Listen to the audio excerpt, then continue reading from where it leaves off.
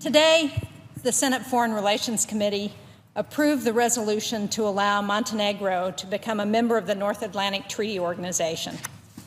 I'm here this afternoon to urge that the full Senate take up this issue and give a prompt vote to the accession before we bring the 114th Congress to a close. A top priority of the historic NATO summit that happened in Warsaw in July was bolstering the alliance's resolve and capacity to deter Russian aggression against the Baltic states and the rest of NATO's eastern flank. Also at the Warsaw Summit, NATO formally invited Montenegro to become its 29th member nation. All 28 member states must now ratify the accession protocol according to our own procedures. In the United States, that means the Senate must ratify the protocol. In the decades since the end of the Cold War, NATO has been a tremendous force for stability, democratization, and freedom in Europe. That's exactly why more countries, including those created by the breakup of Yugoslavia, are eager to join. Montenegro has worked hard to prove its commitment to NATO, including by strengthening its democracy, making significant progress in fighting corruption, and improving its defense capabilities.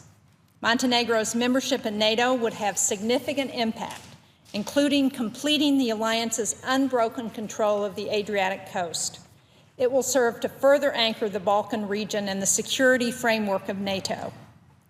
And it speaks volumes that Vladimir Putin has fiercely opposed Montenegro's accession to NATO.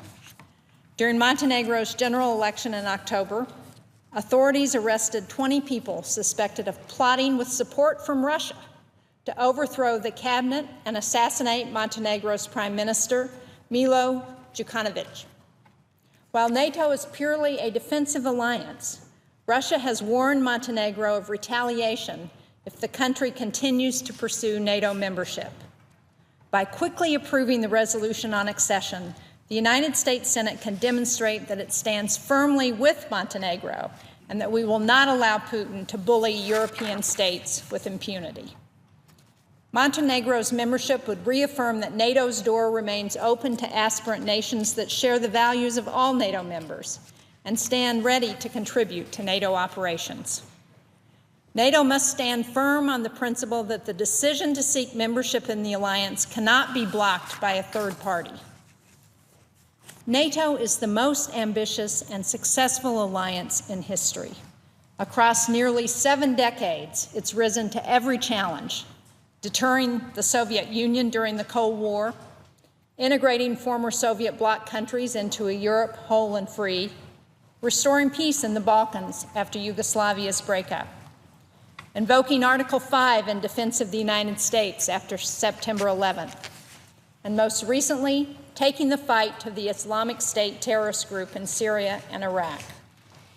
Montenegro is a small nation with big strategic importance. Its accession to NATO would strengthen the alliance. In turn, membership in NATO would bolster Montenegro's democracy and independence. As I said, the Foreign Relations Committee today approved the resolution of accession. I hope the full Senate will bring the resolution to the floor for a prompt, favorable vote. The United States has always stood strong for freedom and democracy in Europe, and it's time to stand strong for freedom and democracy in Montenegro.